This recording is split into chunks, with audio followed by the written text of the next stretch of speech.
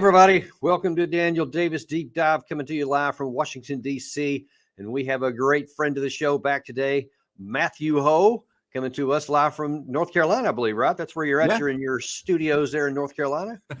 Yeah, this little small room. That's nice, man. Yeah, it looks great, my though. house, yeah, I've always the meant to tell you that's a really cool look there. I've always liked it.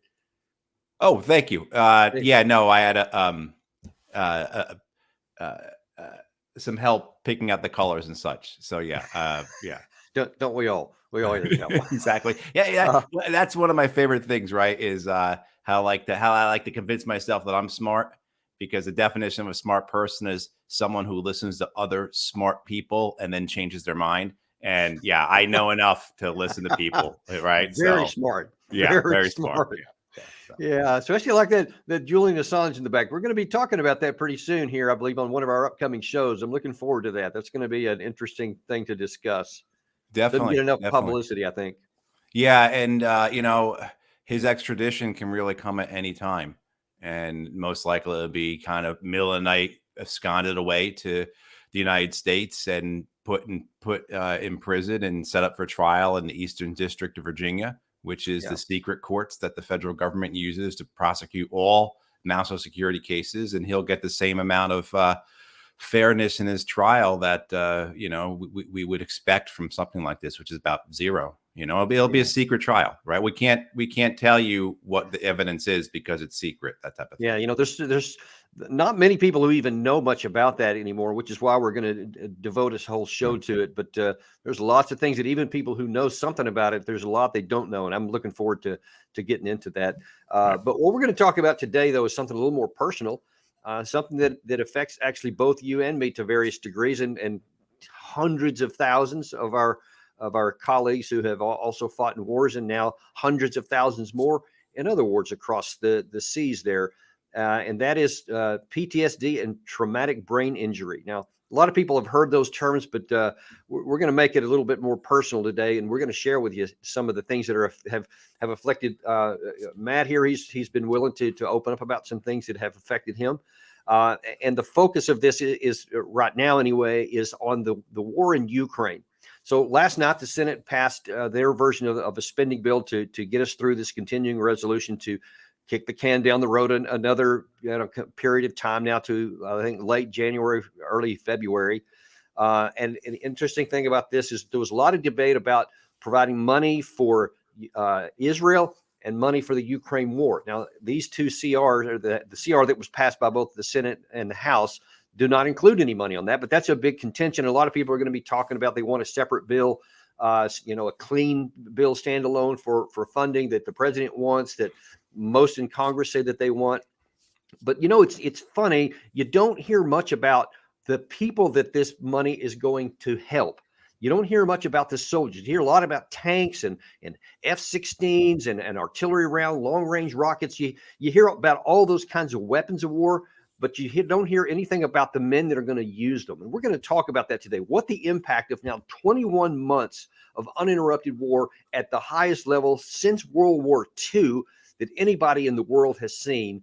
And we're going to talk about the human dimension of this, because that gets lost way too many times. And let me set the stage a little bit for you. First of all, here's one report from CBS.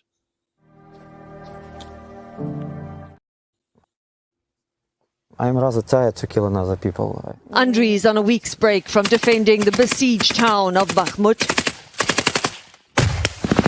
A former businessman, this father of two has faced waves of Russian Wagner mercenaries. We can kill 10, 20, 50 of them, but they shall try to attack our positions. The Ukrainian conflict has largely been an artillery war. But increasingly in the east, it's being fought at extremely close quarters. Actually, it's very difficult to kill people in direct combat. When you are involved in a direct combat, you understood, you see, you feel everything. You see who you've killed? Yes. That is such a poignant reminder there. And that's just one kid, but there are hundreds of thousands like him. But Matt, as you and I talked about on the phone earlier this morning, it's not limited just to the combatants. Correct. It's this idea that PTSD, post-traumatic stress disorder, is contagious is an accurate one. I mean, it's that's a glib way of saying that secondary PTSD exists, and that those who come home from war scarred by it mentally, emotionally, spiritually, the way they present themselves, the way they conduct themselves, the way that they end up living their lives has a very real and profound effect. It ripples out from them like a pebble, right, that you throw into a puddle, and just washes over and affects everyone in their lives. But of course, to that point here, we actually have one more clip that I want to show that addresses exactly that issue, and I want your view on the other side of this.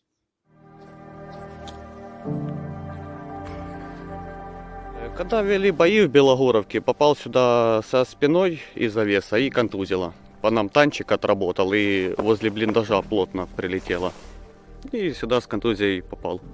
Когда уже понял, что начинает пропадать память, забывать, и начал забываться и речь. Меня когда привезли, только с боев, как меня вывезли, у меня был сильный тремор рук, то есть и все тело так трусилось. Заикаться сильно заикался.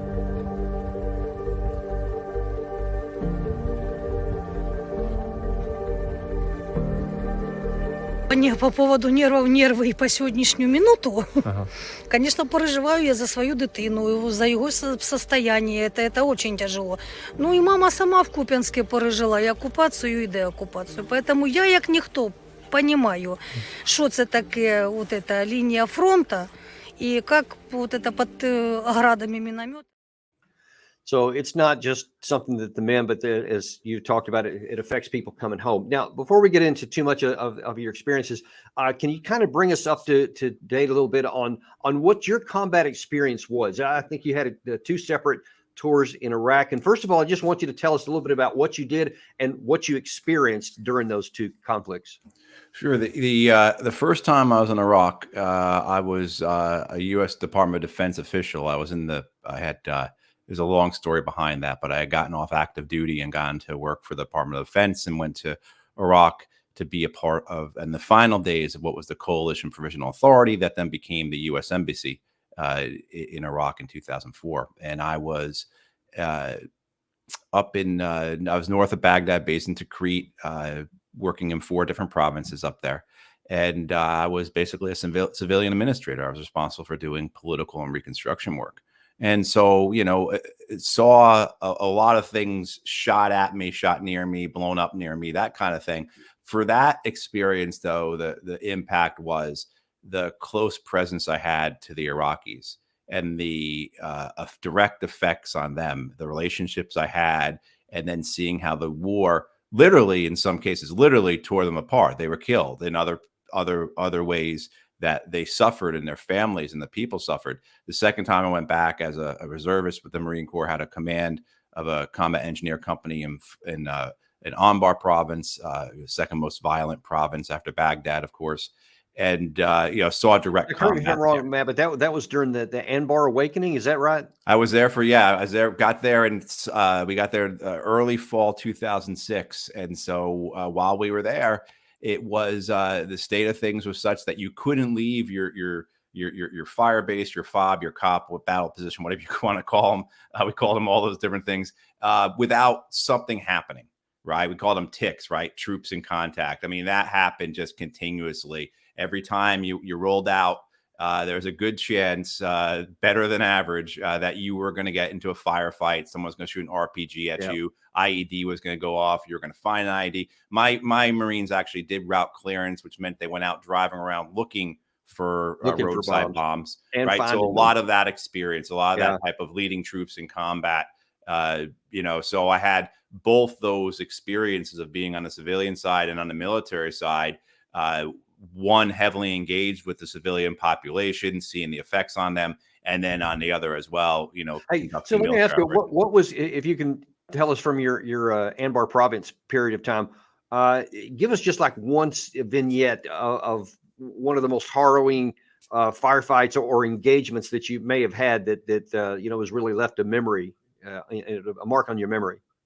There's one the one I guess that always comes to mind. It wasn't so harrowing. It wasn't uh, uh, pleasant.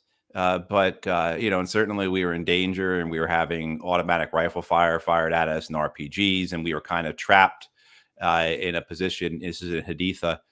We were kind of trapped in a position where there was no good place to go, and then the only thing we could do was advance forward towards where the insurgents were. And so then you had to, your thoughts in your head, now I got to go in this building and fight these guys, and not really anything you want to do in the moment. I know there's some guys out there that might have liked that kind of thing, but I think most of us prefer not to do that kind of stuff.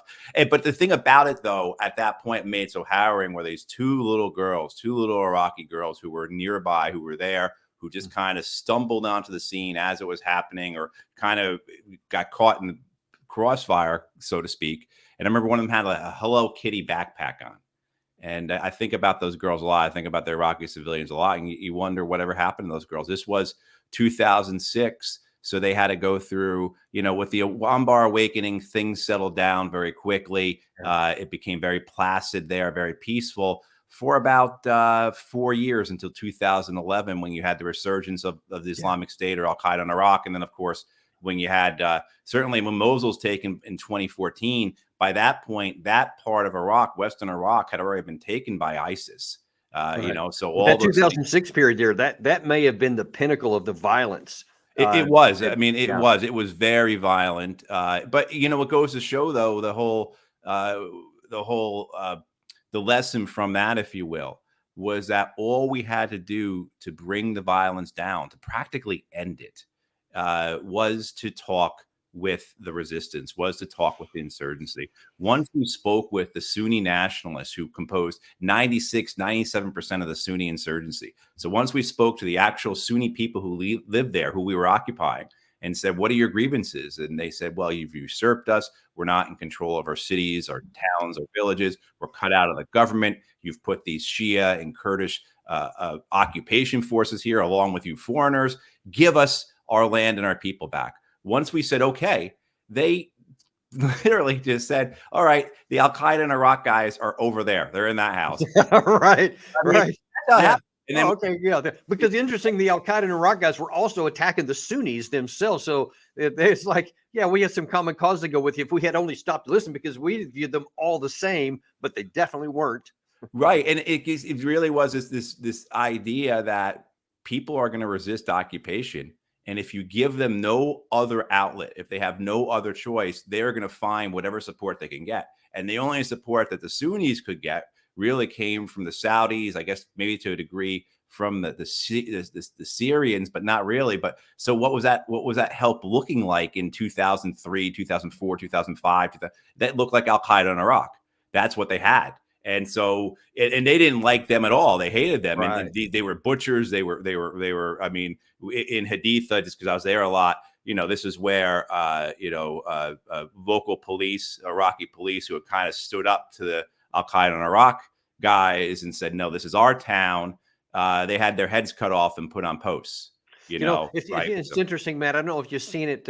We actually did a show earlier this morning on this letter going around, Osama bin Laden's letter to Americans. Got a lot of Americans upset because they basically took it at its face value that, all this stuff Osama bin Laden did and all he said was it was really reasonable, and it explains why so many things happened. But this is actually part of what's not in that letter, and explains some of the complications that are involved here, because these Al-Qaeda and Iraq guys were basically followers of Osama bin Laden who were slaughtering other Muslims because they weren't doing what they wanted. They wanted a nationalist kind of movement, and the Sunnis just wanted their country back, and they wanted us out, and they wanted to be a nationalist. They didn't want to be an internationalist. And so they're fighting against each other because Osama bin Laden is like, you either do what I say or I'm going to kill you. So even though he had some points that were right, he had a lot of murderous things that he had no tolerance for anybody who disagreed with him. And that's part of the ugly side of this whole situation.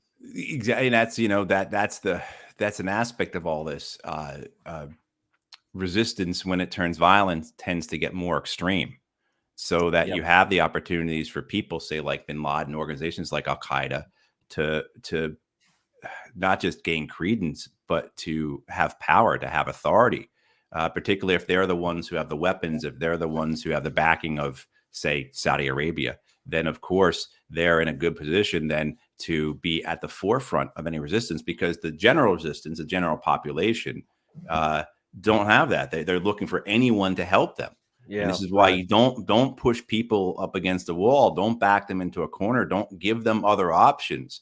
Yeah, Address their grievances. And when Yeah. we did, and then of course what happens in Iraq, if people remember, is that as we left Iraq in 2011, the Shia government that we have put in power and kept in power, Right.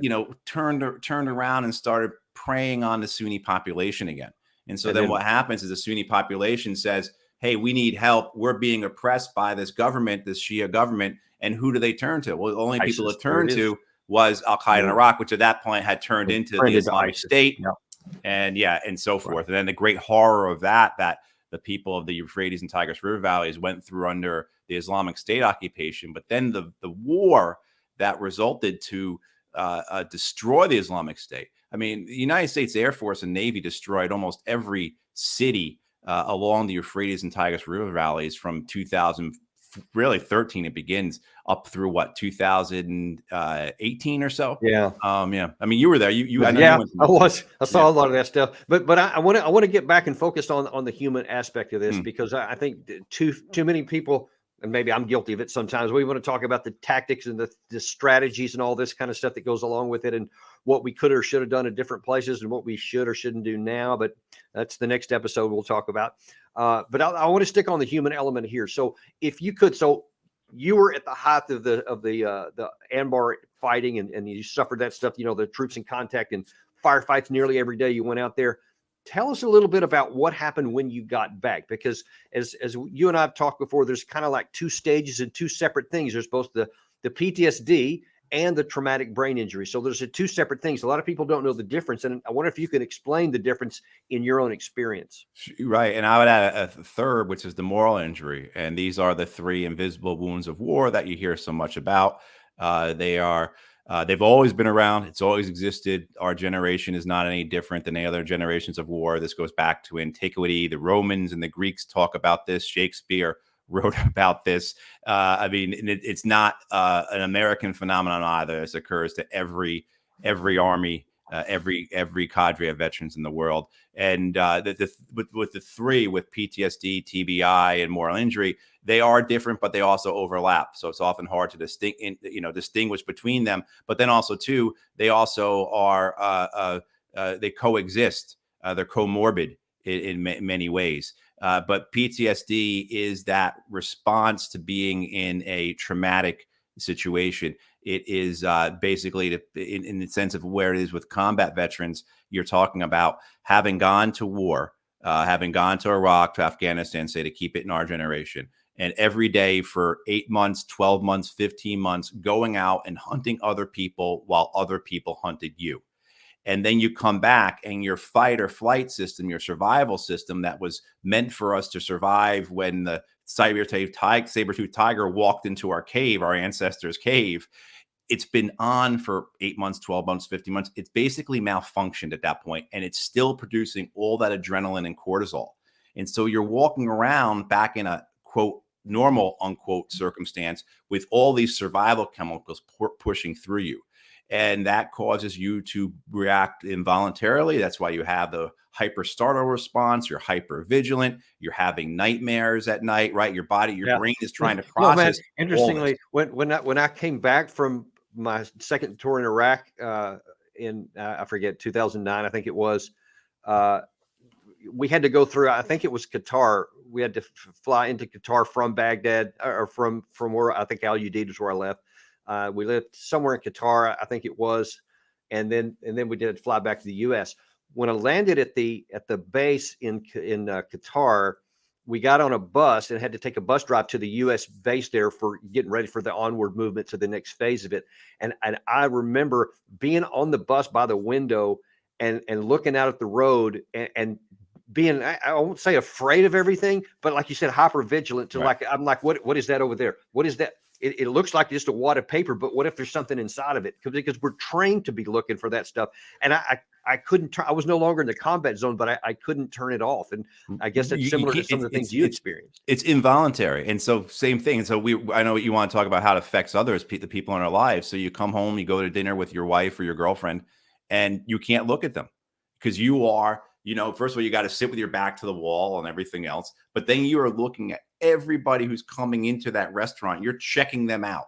I mean, and it's involuntary. You can't help it. Your house becomes like a fortress, right? I mean, and you're not even thinking. It's just how it is. And so it's very real. It's neurobiological or neurochemical. They have put Marines and soldiers into imaging machines, looked at their brains before sending them to Iraq or Afghanistan. And then when they come home, they look at their brains again, and their brains have changed in size and shape because of that type of stress, because of those survival chemicals. Again, your limbic system, your survival system always being on. Imagine if it's like the valve has stuck open and, these adrenaline, this cortisol your body keeps manufacturing it. How do you act then? How do you live back in, again, quote unquote, normal society?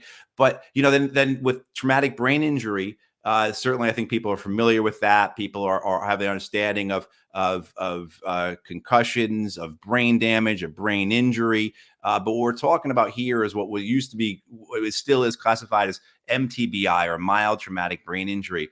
And what they have come to realize is that the damage that we sustained in these wars, and certainly there's regular traumatic brain injury, and I'm using very lay terms here. And so guys who had concussions, guys who took rounds or shrapnel to the head, who had that type of traditional type of brain injury. What we're seeing, though, on a massive scale, orders of magnitude that no one expected, no one knew was going to happen because they didn't understand this. I mean, the last numbers I saw from the VA, which are years old, and the VA is doing such a terrible job of updating this because I think they don't want the political pressure, the political repercussions of acknowledging how big this problem is. But the last numbers going back to like 2015 that I saw was the VA estimated that more than 250,000 veterans had traumatic brain injury from their time in Iraq and Afghanistan. And that's belied by the fact that they say that the number so that would be less than 10% of the veterans are there. But in their other numbers that they cite to continue this day, they cite that up to 20% have TBIs. And the thing is, what happens is that what you have is these blast waves, these shock waves and we understand how that pressure impacts organs, how it impacts your bowels, how it impacts your lungs, your eardrums, things like that. What we didn't understand was how it would affect the brain, and how just you don't need to have a huge, big blast, just small blasts, particularly a number of them, will cause this microscopic scarring. They can't even see the damage that's been done to our brains. So the TBI I have, they can't confirm it until I am dead. They cut my head open and they put my brain under some type of microscopic, neural imaging device so they can see it, because that's how small the tears are. And what that then does, though, is, of course, it manifests years later, and it's very, very debilitating. It is similar. I want to hone in on that for a second, because you say this stuff takes years to kick in. Now, you and I met in 2009 after you had resigned from the State Department in protest over Obama's policies in Afghanistan. And I was about to go to Afghanistan on what would turn out to be my last combat deployment. So I wanted to meet with you before I went to kind of get the lay of the land and whatever, and turned into now a lifelong friendship. But I remember at the time, that I didn't see or observe any kind of issues with either TBI or with PTSD. But then as the years progressed on, after I got back, because you again were helping me when I came forward with my truth telling in 2011, 2012, and our friendship continued on, and then you started having some real issues in your marriage. And I wonder if you can talk a little bit about the latency and then what happened and how you dealt with it. Sure. So with the TBI, it doesn't start to really manifest until 2013, 2014. And the way it manifests for me is debilitating migraines. I mean, just you're not doing anything. I'm not doing anything other than curled up in a ball, and nothing really helps. I mean, I can get into more detail about that, but very limited what I have that works for me when these things kick in. Marijuana is one of the things. And of course, I live in a state where it's illegal, but marijuana is one of those things that works. But with all these medicines, there are side effects, as well as you run into the danger if you use it too much, it loses its potency, it loses its effectiveness. So you have to ration them, right? But anyway, it manifests for me with these debilitating migraines with cognitive dysfunction, brain fog, if you will. But it's more than that, because I have real problem. I can have real problems with doing what's called executive actions, being able to do more than one thing at a time, including like keeping track of 2 open browsers on my computer, things like that. All of a sudden I couldn't do. I was having very real problems with. And then extreme fatigue, as if you just came up to me and jabbed me with some type of sedative, like that type of overpowering effect. The other thing that was occurring too, it's important, was the moral injury. So you have the PTSD, the TBI, and then the moral injury, which is the third, which is probably the worst. That's what drives the suicidality. That's what drove the suicidality in me. That's what I believe drives the suicidality in many, many combat veterans, is this shame, this guilt, this regret. So I know the one story we talked about, because back in 2011, I was dealing with this, and I was suicidal. It was very bad. What also comes along are subsets of this secondary problem. So I have this neurocognitive disorder as a secondary issue. I also have substance use issues. I have depression as an issue, as a secondary, because those things result from these 3 problems: TBI, PTSD, and moral injury. But we were just talking about what happened in Iraq, and in 2011, the resurgent Al-Qaeda in Iraq, Islamic State, attacks the provincial council building in Tikrit, kills 60 people, including one of my friends, a man named General Abdullah Jabori. And they execute him, they shoot him in the back of the head. It's awful. And what I went through when I learned of that, and I'd already been going through these things of guilt and shame and regret over the wars, of taking part in it, of what happened to the Iraqi people, what happened to the Afghan people, my role in all that, both direct participation as well as indirect participation, and dealing with that, and the anger I had at myself, at others. Yeah, and I remember telling this story. I beat up my refrigerator, which, for anyone who ever does that, anyone who ever punches their refrigerator and puts big dents, you can use a plunger to pull out the dents in the stainless steel. So just as a PSA there, not advocating you do that, but if that's what happens, you find yourself in that situation, go get the plunger and you can pull that dent out. But what that does, though, because when you're living with somebody and no one else knows about this, so as you said, we got to be pretty close. We were, and nobody knew what I was going through.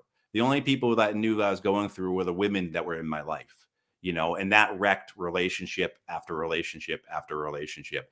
And when I started speaking about this publicly about 10 years or so ago, more than that, I guess, there were still World War II vets and Korean vets who would show up at these things. And at the end, they would almost always say things, what, I'm so happy to see this. I'm so happy people see people speaking about this, because back in our day, she was the only one that knew. And so you had these families, and then, of course, the children know as well, but these families that suffer in silence with their veteran spouse, father, brother, uncle, whoever, who is, trying to survive while dealing with these invisible wounds that affect them, not just mentally, but also emotionally and spiritually. And it ripples out as well. One of the other things I had, something that never gets talked about, and it really should, because there are lots of things that destroy relationships. But when you're a young man and woman, or young man and man, or woman and woman, whatever, but when you're young and you're in this relationship and one of the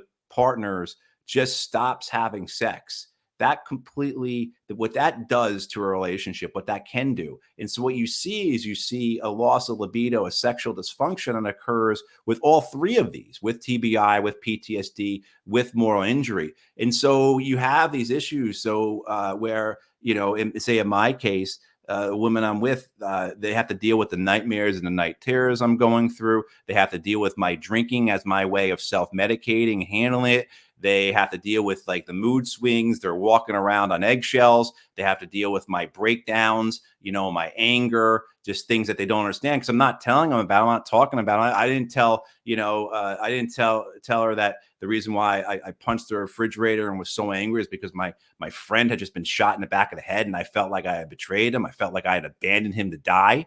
You know, I mean, maybe if I had, she might understand a little bit more, but you don't tell them that. And you're reluctant to get help and everything else. And so, and then you add on top of that, you stop having sex with them. Right. I mean, because that's just something that happens. I can't explain it. I guess I could get into a longer explanation and kind of go into the details of why I think that was, but you just don't. And so it's a very hard thing. And they're very alone because they feel like, who can they talk to about it? They can't betray they don't even my understand confidence. themselves. And so the fact, this type of thing, the destruction of the relationships, the destruction of families is something it's understood, but it's just not nearly spoken about as much as it needs to be. And I'll tell you, you were mentioning there, you even had some Vietnam and World War II vets come up. We are talking about the Iraq, Afghanistan generation, and unfortunately, it's not stopping there. This is from the New York Times here a week or so ago, called, the headline is "A Secret War, Strange New Wounds, and Silence from the Pentagon." And I just want to read one real quick exception, because I think this really, it got me. And I've experienced some of these things, and, you know, I've seen other vets like you have suffered, but this one actually seemed a little bit different. And I wonder your view on this, because you're a former Marine. So here's how that article opens up. When Harvey A. Ortiz came home from a secret mission in Syria, the ghost of a dead girl appeared to him in his kitchen. She was pale and covered in chalky dust, as if hit by an explosion, and her eyes stared at him with a glare as dark and heavy as oil. The 21-year-old Marine was part of an artillery gun crew that fought against the Islamic State, and he knew that his unit's huge cannons had killed hundreds of enemy fighters. The ghost, he was sure, was their revenge. A shiver went through him, and he backed into another room of his apartment near Camp Pendleton in California and flicked on the light. Certainly that he was imagining things, but she was still there in his mind. A few days later, in the barracks not far away, a 22-year-old Marine named Austin Powell pounded on his neighbor's door in tears and stammered, "There's something in my room. I'm hearing something in my room." And the story just continues to go on. These are current people today that's happening, just because they were firing cannons in Syria against Islamic State. This is not even talking about direct fire with some of these other things that you've experienced. But does any of that surprise you? You know, the more I learn about it, the less I am surprised. A number of years ago, I would have been shocked that this is what the diagnosis is, that these guys got traumatic brain injury from just firing cannons. And I'd say there has to be some other explanation. I mean, lots of guys fire 155 rounds. Why do these guys get hit like this? And, you know, I think there's probably some other contributing factors as well, in terms of a degree of moral injury, maybe, because they were just firing rounds into Raqqa.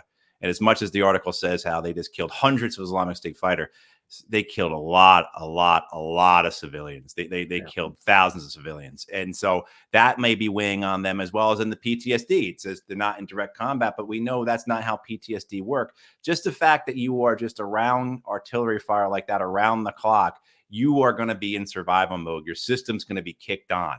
And so I think some of it is the reporter's general understanding of what they're talking about here, and relying upon just some basic tropes that, are kind of true, but not really so true. And, you know, when we know, but with this idea that what these young men are dealing with, these Marines and soldiers came home with after firing thousands of artillery rounds, was the fact that the blast waves coming off those guns. If anyone's ever been around a 155, it ain't like the movies. I mean, no, I used to be a platoon leader of a 155 howitzer platoon, so I had quite a bit of that myself. Yeah, it's not like the movies, any of this stuff. I remember the first time I was on the hand grenade range, and how it ain't like the movies, you know. I mean, like, you know, you know, I mean, so the idea that the blast waves from those guns, those thousands of blast waves cutting through these young men's brains. And I would speculate to say, I think one of the things that might be different now compared to, say, in the past, if you look back at photos from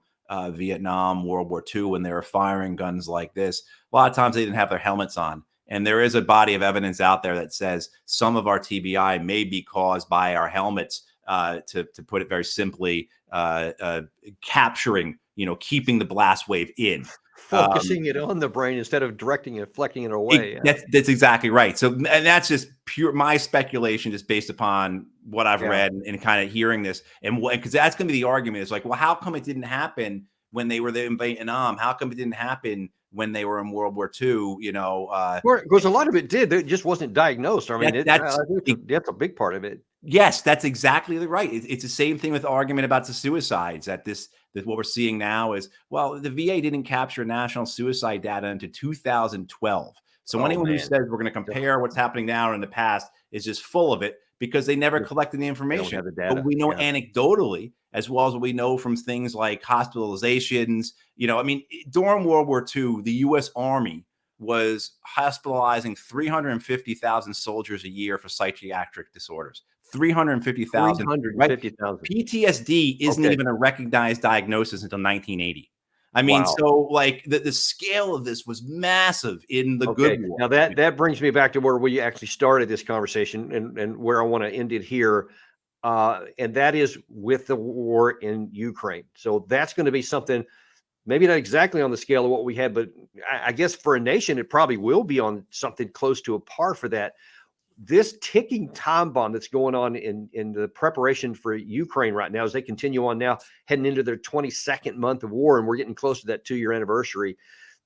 So the Senate just passed last night a continuing resolution bill for them, and apparently the president will sign it pretty soon to at least get us into the next time we're going to wonder if the government's going to be shut down in January. But it, importantly enough, did not include any money for either Israel or Ukraine. Now, lots of people are really interested in getting that money for Ukraine because they want to get more bombs and bullets and machine guns and tanks and aircraft, whatever else. They want to send a lot of that stuff. But there's no context at all about the people who will be using these things. And so I want your view, based on what you know about history, what your personal experience is. What should we be focusing on for Ukraine, aside from the tactics and the battalions and whatever else towards this war? What is building up here, and what is going to happen after this war is over, however it ends? Right. It is. I mean, you just look at along a number of different lines. Say we had a magic wand, Danny, and we're able to end that horrible war right now, right? Just magically end it. The consequences of this, the legacy of it, is going to endure for generations. So you have, of course, the environmental consequences, right? The catastrophe that's happened to the land, the water, the air. You have the consequences of a destroyed infrastructure, destroyed industry. You've had a depopulated country. I mean, I just read a thing a few weeks ago where Ukraine's Minister of Economy saying how they need almost 5 million of the refugees to come back because they have such extreme labor shortages. And who's going back? Why would you go back? That type of thing. But then you have what you're alluding to is the long-term effects this is going to have on their veteran population, and then their families, their friends, their neighbors, in terms of care, and then and that's a point, because I mean, our VA is commonly trashed because they don't do a good enough job. Things take a lot of time. They're slow. But look, there's billions of dollars that we have invested in this kind of stuff, and there at least is care.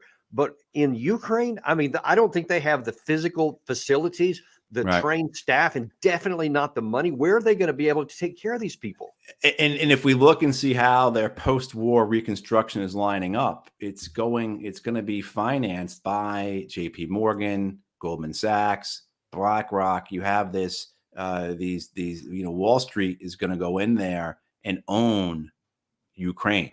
That's the way it's lining up. That's the way they've had meetings. They've had conferences about this. This is not hyperbole or speculation. This is widely reported by the New York Times and the Wall Street Journal. And so do we think that, these vultures from Wall Street are doing this for any altruistic reasons? And do you think that they're going to want to see any of the money they put into Ukraine being utilized for things that don't provide returns? So where's the return for Jamie Dimon, right? For all these men and women who populate these big firms in terms of helping veterans heal?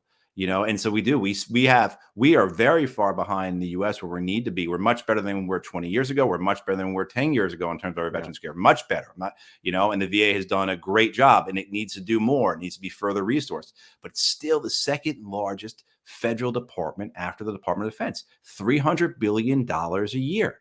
And we're still looking around and saying it's not enough. And so if anyone thinks it's going to be enough for the Ukrainians with all they've been through, with 1 million men basically going to the front, enduring, as you said, the harshest combat, the most, I want to say harshest combat because that's a very subjective thing. And there are plenty of people around the world who could say, hey, Matt, come and experience this and let me know how you feel, how harsh it is. But in sense of the industrialized scale of it, there. right? But the industrialized scale of it, right? The industrialized slaughter that's occurring. Right. What that means in terms of post-war care, post-war healing, recovery, and you don't even know. Look, I mean, I've seen it repeatedly now. Most recently was the Time magazine article on Zelensky that came out last month. In there too, it talks about the average age of men in the Ukrainian armed forces is 43 years old. We've seen that repeatedly. This notion that the average age for the Ukrainian army is over 40. And so that means that their young men have been slaughtered. They've lost a generation, and many of them have been killed. But typically you have casualty rates of 3 to 4 times higher than what your death rate is. So for all those tens and tens of thousands of dead Ukrainian soldiers, maybe more, I don't know, more than 100,000, 200, no one knows. I don't even know if the Ukrainians know. But you then have to understand, right? Say it's 100,000 just to keep it easy, which I think is very possible. Well, then you're talking about most likely wounded rates of 300,000, 400,000. That's maybe just the physical wounds. I mean, just your TBI and some other stuff.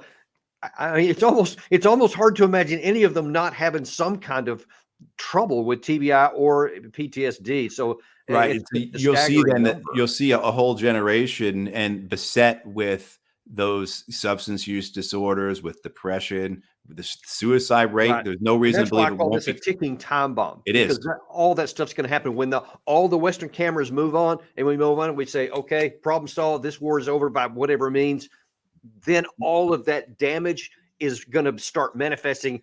And I bet you don't have a lot of concern in Congress to let's pass a big bill and send a bunch of billions to help the aftercare. I bet there won't be a lot of that. Right. And if for those of us who've been there and we lost friends and fellow Marines, soldiers, sailors, airmen, what happens to the families? Mothers and fathers are never the same again. Young women widows, girlfriends who lose their futures, basically. They're never the same. And then what that gets passed down. My radio operator killed himself after we came home. And so it'd be 16 years. And he had a baby girl on the way she'll be 16 next year. She never knew her father, never met her father. What does that do for her life?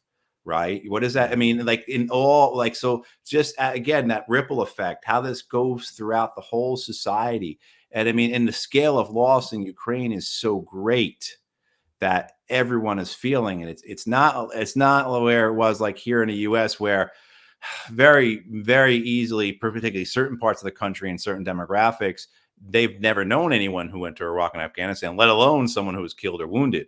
But in Ukraine, the scale is so massive, it affects everyone. So what does this do mentally, emotionally, and then spiritually to a country? What comes out of this? And very often what can happen is very dark things. Why I think it's so important that the United States at a government level stop just saying, yeah, we're just going to continue to throw as many bombs and bullets and dollars as you guys want, and start putting some effort towards trying to find a negotiated solution to end this madness, because it can't be won militarily. We've talked about that a bunch of times.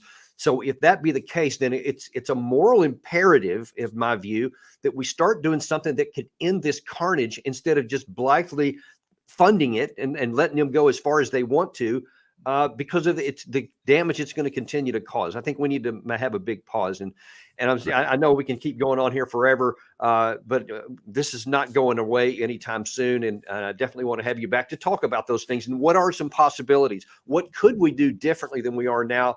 To not, quote, abandon Ukraine or whatever, that are accused of. But I want to talk about it on our next episode. And I really appreciate you. I of course, even more value your service to our country and your service to humanity, and always being an advocate for these kinds of things, always looking to bring peace everywhere, whether it's to the Palestinians, whether it's to the Iraqis, or now in Ukraine, or even in the Russian forces who are also fighting, because they're just doing what they're ordered to as well. And I just admire your humanity, and thank you for your service to mankind, and look forward to having you back on our subsequent show.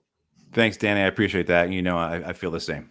So thank you. All right. Thanks a lot. And we'll leave it there for now. And we will definitely look forward to seeing you on the next episode, where we will remain unintimidated and unprovoked, or we're not going to be provoked to shut up about any of these things. We're going to keep bringing you the truth. Thanks. And that's it for the Deep Dive today.